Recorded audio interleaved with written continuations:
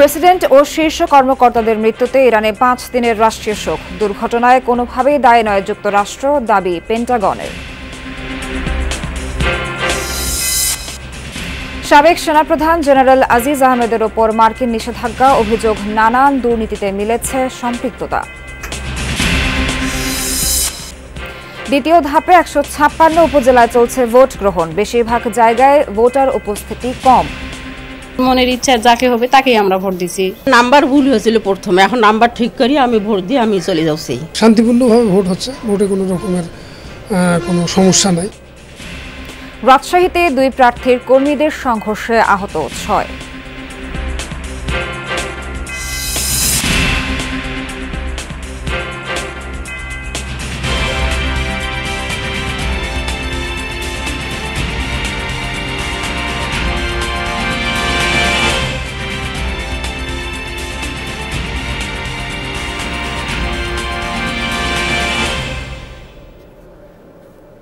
সবাইকে স্বাগত, আমন্ত্রণ জানাচ্ছি যমুনা নিউজে। আপনাদের সঙ্গে আছি আমি নাবিলা সোহার।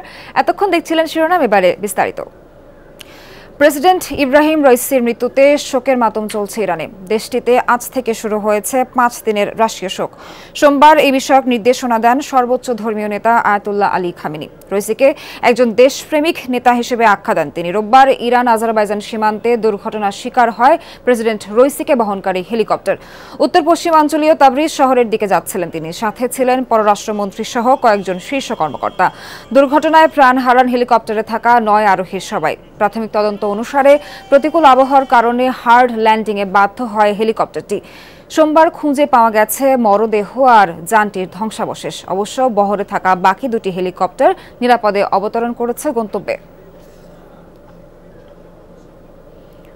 ইরানের প্রেসিডেন্ট রাইসি সহ অন্যান্য উচ্চপদস্থ কর্মকর্তার মৃত্যুতে যুক্তরাষ্ট্রের কোনো যোগসাজশ নেই বলে মন্তব্য করেছেন মার্কিন প্রতিরক্ষা মন্ত্রী লয়েড অস্টিন। সোমবার সাংবাদিকদের প্রশ্নের জবাবে কথা বলেন তিনি। বলেন, হেলিকপ্টার বিধ্বস্ত হয়ে ইরানি কর্মকর্তাদের মৃত্যু মধ্যপ্রাচ্যের নিরাপত্তায় কোনো প্রভাব ফেলবে না। শুধু তাই নয়, এই মুহূর্তে বৃহত্তর আঞ্চলিক নিরাপত্তায়ও ঘটনাটির কোনো প্রভাব পড়বে না বলে মন্তব্য করেন তিনি। দুর্ঘটনার কারণ সম্পর্কে এখনই অনুমান করতে চায় না ওয়াশিংটন। ইরানের তদন্তে কি উঠে আসে তা দেখার অপেক্ষায় দেশটি। এ সময় সার্বিক পরিস্থিতির ওপর যুক্তরাষ্ট্রের নজরদারি রয়েছে বলেও জানান তিনি। হেলিকপ্টার দুর্ঘটনায় ইরানের প্রেসিডেন্টের মৃত্যুর ঘটনা অত্যন্ত দুর্ভাগ্যজনক। আমরা পরিস্থিতির দিকে নজর রাখছি, কিন্তু আমাদের কোনো যোগসাজশ নেই। এই ঘটনা ইরানের তদন্তে কি উঠে আসবে তা দেখার জন্য অপেক্ষা করছি। এই ঘটনা এখনই মধ্যপ্রাচ্যের আঞ্চলিক নিরাপত্তায় কোনো প্রভাব ফেলবে না এই ঘটনা বলে মনে করছি। দুর্নীতিতে সম্পৃক্ততার অভিযোগে বাংলাদেশের সাবেক সেনাপ্রধান জেনারেল আজিজ আহমেদের উপর নিষেধাজ্ঞা দিল যুক্তরাষ্ট্র। স্থানীয় সময় সোমবার পররাষ্ট্র দপ্তরের ওয়েবসাইটে এই বিষয়ক বিবৃতি প্রকাশ করে যুক্তরাষ্ট্র। তাতে আজিজ আহমেদ এবং তার পরিবারের সদস্যদের যুক্তরাষ্ট্রে প্রবেশের উপর কড়াকড়ি আরোপ করা হয়েছে। মার্কিন পররাষ্ট্র দপ্তরের মুখপাত্র ম্যাথিউ মিলার ওই বিবৃতিতে বলেন, উল্লেখযোগ্য দুর্নীতিতে সাবেক সেনাপ্রধান আজিজ আহমেদের সম্পৃক্ততার প্রমাণ মিলেছে। তার কার্যকলাপ বাংলাদেশে গণতান্ত্রিক প্রতিষ্ঠানগুলোর দুর্বলতা এবং সরকারি প্রতিষ্ঠান ও প্রক্রিয়ার উপর জনসাধারণের আস্থার অভাবের কারণ হয়ে দাঁড়িয়েছে। সে কারণেই foreign operation and related programs appropriations অ্যাক্টের 7031C ধারা অনুযায়ী তার উপর নিষেধাজ্ঞা আরোপ করেছে মার্কিন পররাষ্ট্র দপ্তর।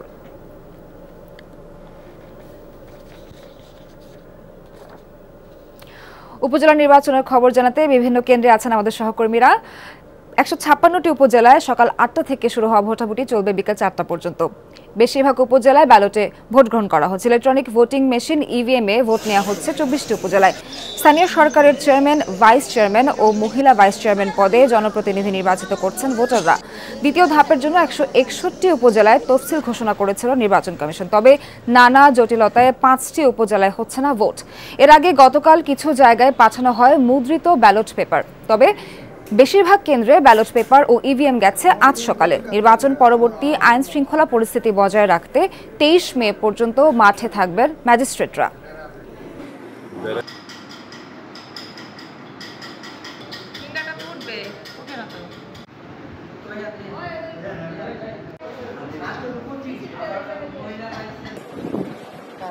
ইচ্ছা মতো ভোট দিছি, আমাদের মনের ইচ্ছা যাকে হবে তাকেই আমরা ভোট দিছি। ইচ্ছা কোনো সমস্যা তো হয়নি। লোকজন বৃষ্টির কারণে মানে ধীরে ধীরে আসতেছে এবং ভোট দিচ্ছে চলে যাচ্ছে। আমার নাম্বার ভুল হয়েছিল প্রথমে, এখন নাম্বার ঠিক করি আমি ভোট দিয়ে আমি চলে যাচ্ছি। শান্তিপূর্ণভাবে ভোট হচ্ছে, ভোটে কোনো রকমের কোনো সমস্যা নাই।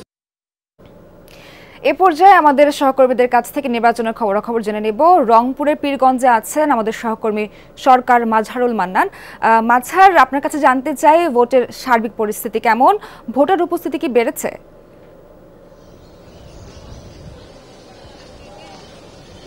সোহার, ভোটের যে সার্বিক পরিস্থিতি যেটি, অর্থাৎ আপনি যেটি বললেন যে ভোটার উপস্থিতি আসলে কেমন, সেটি যদি আমি আপনাকে একটুখানি দেখাতে পারি। এটি হচ্ছে যে পীরগঞ্জের গুরজিপাড়া দাখিল মাদ্রাসা কেন্দ্র। আমি যদি আপনাকে একটুখানি দেখাতে পারি যে আইন শৃঙ্খলা বাহিনীতে যারা আছেন, আনসার এবং পুলিশ, তারা কিন্তু খুব তৎপর আছেন, কিন্তু ভোটার কিন্তু নেই। আমরা কিন্তু একজন ভোটার, মহিলা ভোটারকে এই মুহূর্তে দেখতে পাচ্ছি।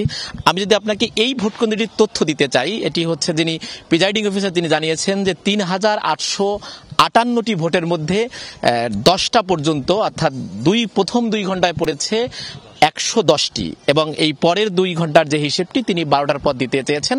তবে অনুমান করা হচ্ছে যে এখানে আরও হয়তো শখানেক ভোট পড়েছে।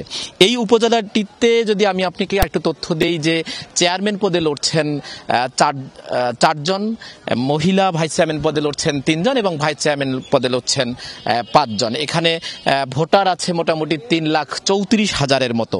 এবং সার্বিক আইন শৃঙ্খলা পরিস্থিতির তথ্য যদি বলি, রংপুরের মিঠাপুকুর এবং পীরগঞ্জের, তাহলে 2টি ইনসিডেন্ট এরই মধ্যে ঘটেছে। সেটি হচ্ছে যে মিঠাপুকুর যে মহাবিদ্যালয় আছে, সেখানে রাসেল এবং রোমান মিয়া নামে 2 জনকে হেলিকপ্টার প্রতীকে জাল ভোট দেওয়ার অভিযোগে পুলিশ আটক করেছে। এর বাইরে রংপুরের অতিরিক্ত পুলিশ সুপার জনাব ইফতেখায়ের আলম, তিনি যেটি জানিয়েছেন যে ভ্যান্ডাবাড়িতে একটি কেন্দ্রের বাইরে 2 প্রার্থীর সমর্থকদের মধ্যে একটি উত্তেজনা তৈরি হয়, তারপর পুলিশ সেখানে গিয়ে সেটি নিয়ন্ত্রণে আনে। আমরা কথা বলবার চেষ্টা করেছিলাম কেন ভোটার উপস্থিতিতে কম, তাহলে 2 ধরনের বক্তব্য পাওয়া গেছে। সেটি হচ্ছে যে প্রথম কথা যেটা ভোটাররা বলছেন যে ভোট নিয়ে আগ্রহ মানুষের কম, সে কারণে ভোটার উপস্থিতি কম। এর বাইরে আরেকটি কথা বলা হচ্ছে যে এখন বোরো ধান কাটা মারাইয়ের মৌসুম, আসলে সবাই আসলে ব্যস্ত কৃষি কাজ নিয়ে, সে কারণে কিন্তু ভোট কেন্দ্রগুলো উপস্থিতি কম। এবং প্রিজাইডিং অফিসাররা যেটা আশা করছেন যে হয়তো আরও সময় গড়িয়ে গেলে হয়তো কিছুটা বাড়বে, তবে কি পরিমাণ বাড়বে সেইটি কিন্তু আর সন্দেহ রয়ে গেছে তাদের। আরেকটি বিষয় আপনাকে বলি, আপনি জানেন যে এই যে মিঠাপুকুর এবং পীরগঞ্জে এইখানে মোটামুটি আওয়ামী লীগের প্রার্থীদের মধ্যেই প্রতিদ্বন্দ্বিতাটা হচ্ছে, যেটি উপজেলা চেয়ারম্যান, ভাইস চেয়ারম্যান এবং মহিলা ভাইস চেয়ারম্যানের মধ্যে। শুধু এই উপজেলাতে, এই পীরগঞ্জের উপজেলাতে জাতীয় পার্টির একজন উপজেলা ভাইস চেয়ারম্যান প্রার্থী আছেন। এর বাইরে কিন্তু এই 2 উপজেলাতে অন্য কোনো দলের কোনো অংশগ্রহণ নাই, যদিও সবাই স্বতন্ত্র হিসেবেই করছেন। ধন্যবাদ মান্নান আপনাকে আমাদের সঙ্গে যুক্ত হওয়ার জন্য। এ পর্যায়ে চলে যেতে চাই সিলেটে। কোম্পানিগঞ্জ থেকে আমাদের সঙ্গে যুক্ত আছেন সহকর্মী নাবিল, আমাদেরকে জানাবেন সেখানকার ভোটার উপস্থিতি এই মুহূর্তে কেমন এবং সার্বিক অবস্থা আমাদেরকে জানাবেন। সোহার, এখন পর্যন্ত যদি বলি যে তীব্র গরমকে উপেক্ষা করেও আসলে কোম্পানিগঞ্জে আমরা সকাল থেকেই দেখছি যে ভোটারদের আসলে দীর্ঘ যে লাইন, সেই লাইন আমরা আসলে দেখেছি। আমরা এই মুহূর্তে আছি ভোলাগঞ্জ সরকারি প্রাথমিক বিদ্যালয় কেন্দ্রে। নিশ্চয়ই দেখতে পাচ্ছেন যে অসংখ্য মানুষ, ভোটাররা তারা এখানে এসেছেন ভোট দেওয়ার জন্য, এবং তারা দীর্ঘক্ষণ আসলে এই লাইনে অপেক্ষা করতে হচ্ছে এবং তারা সেখানে ভোট দিচ্ছেন। আমরা এখন পর্যন্ত আসলে এই কেন্দ্রের কথাই যদি বলি, তাহলে এই কেন্দ্রে যিনি প্রিজাইডিং অফিসার আছেন তিনি আমাদেরকে জানিয়েছেন যে দুপুর 12টা অবধি আসলে 30% ভোট এই কেন্দ্রে এখন পর্যন্ত আসলে কাস্ট হয়েছে, এবং সেটিকে তিনি বলছেন যেহেতু দুপুরের সময়, ফলে অনেকেই নিজের যে কাজকর্ম সেগুলোতে আসলে এখন ব্যস্ত আছেন। তারা বিকেলের দিকে বা দুপুর 2টার পর আসলে তারা কাজ শেষে আবারও তারা তাদের মতো করে ভোট কেন্দ্রে আসবেন এবং তাদের ভোটাধিকার প্রয়োগ করবেন। এর আগে আমরা সকালে দেখেছি যে আসলে প্রতিটা কেন্দ্রেই নারী ভোটারদের আসলে দীর্ঘ উপস্থিতি রয়েছে। এখন হয়তো তারা ভোট দিয়ে তারা তাদের নিজের কাজে ফিরেছেন, এখন আসলে পুরুষ ভোটারদের উপস্থিতি বাড়ছে। এখন পর্যন্ত কোম্পানিগঞ্জ উপজেলায় আসলে বড় ধরনের কোনো বিশৃঙ্খলা পরিস্থিতি আমরা খবর পাইনি, এবং বাকি 2 উপজেলাতে আসলে অনেক শান্তিপূর্ণভাবেই ভোটগ্রহণ অনুষ্ঠিত হচ্ছে। সুহার, তীব্র গরম উপেক্ষা করে আমাদের সঙ্গে যুক্ত থাকার জন্য আপনাকে ধন্যবাদ নাবিল।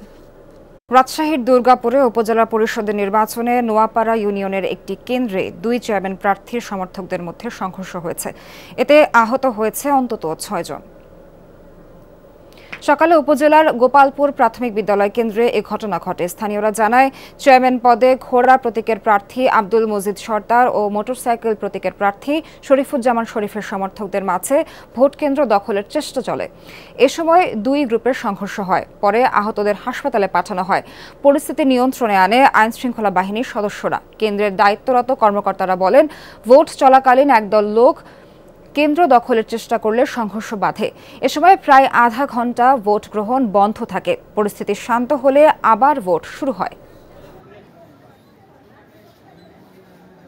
যেমন সাইডে হচ্ছি অমনি ওই পাশ থেকে একজন আমার সাথে ধাক্কা আসে, তখন আমি চেয়ারের মধ্যে হুড়মুড়কে পড়ে গেছি। তখন ওটি 4-5 জন আসে একটা কি বেড়েছে বাড়ার পরে এটি বাড়ি আসের বাড়ি আমার মাথা ফাটে গেছে। রাজবাড়ীর বালিয়াকান্দিতে ভোট কেন্দ্রে যাওয়ার পথে চেয়ারম্যান প্রার্থী আবুল কালাম আজাদের 2 কর্মী সমর্থককে কুপিয়ে জখম করার অভিযোগ উঠেছে প্রতিদ্বন্দ্বী প্রার্থীর সমর্থকদের বিরুদ্ধে। সকালে উপজেলার নবাবপুর ইউনিয়নের চর দক্ষিণবাড়ি গ্রামে ঘটনা হয়। আহত হয় ইউপি সদস্য আবু সাইদ ও আক্কাস আলী। পরে তাদের উদ্ধার করে হাসপাতালে পাঠায় স্থানীয়রা। এ ঘটনায় নাহিদ নামের আরেকজনকে আটক করেছে পুলিশ। ডিআরইউতে শফিউল আলমের 7ম মৃত্যুবার্ষিকীতে বক্তব্য রাখছেন বিএনপি মহাসচিব মির্জা ফখরুল। সরাসরি চলে যাচ্ছি সেখানে।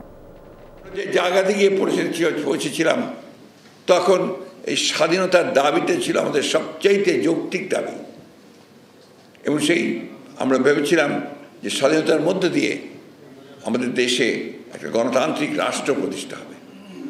আমি আমার কথা বলতে পারবো, আমি নির্বিঘ্নে কাজ করতে পারবো, এবং আমার যে স্বাধীনতা সেটা থাকবে। আর 5 বছর শেষে আমি আমার একটা ভোট দিয়ে আমার প্রতিনিধি নির্বাচিত করতে পারব। এটাকে তারা প্রথম আঘাত করলো। এবং এই আওয়ামী লীগ এত বড় বড় কথা বলে, এই আওয়ামী লীগের প্রথম কিন্তু আপনার ওই যে কি আইন ওটা, স্পেশাল পাওয়ার অ্যাক্ট তারাই নিয়ে এসেছিল, বিশেষ ক্ষমতা আইন। তারাই জরুরি অবস্থা ঘোষণা করেছিল বাংলাদেশে, এবং ইন্ডেমনিটি তারাই প্রথম দিয়েছে, এবং তারাই শেষে একদলীয় ব্যবস্থা দিয়েছে দেশে। আজকে যখন তারা বলে যে আমরা গণতন্ত্রকে সুসংহত করছি, গণতন্ত্রকে আমরা প্রাতিষ্ঠানিক রূপ দিচ্ছি, তখন বিএনপি সেখানে বাধা হয়ে দাঁড়াচ্ছে। এখন কি বলবো, মানুষ কি সব আহম্মক হয়ে গেছে? আপনারা করলেন, প্রথম দিকে যখন ক্ষমতায় ছিলেন তখন আপনারা রাজনৈতিক দলগুলোকে নিষিদ্ধ করেছেন, বহুদলীয় গণতন্ত্রকে শেষ করেছেন, আর সেই বহুদলীয় গণতন্ত্রকে ফিরিয়ে এসেছিলেন শহীদ প্রেসিডেন্ট জিয়াউর রহমান। আপনারা পার্লামেন্টারি ফর্ম অফ গভর্নমেন্ট থেকে সরে গিয়ে তখনই আপনারা কিন্তু প্রেসিডেন্সিয়াল ফর্ম অফ গভর্নমেন্ট করেছিলেন, এবং সেই প্রেসিডেন্ট আজীবন থাকবেন। এটাই ছিল তখন আপনার তাদের সেই পার্লামেন্টে মাত্র 11 মিনিটের আলোচনায় তারা সেই আইন পাস করেছিল।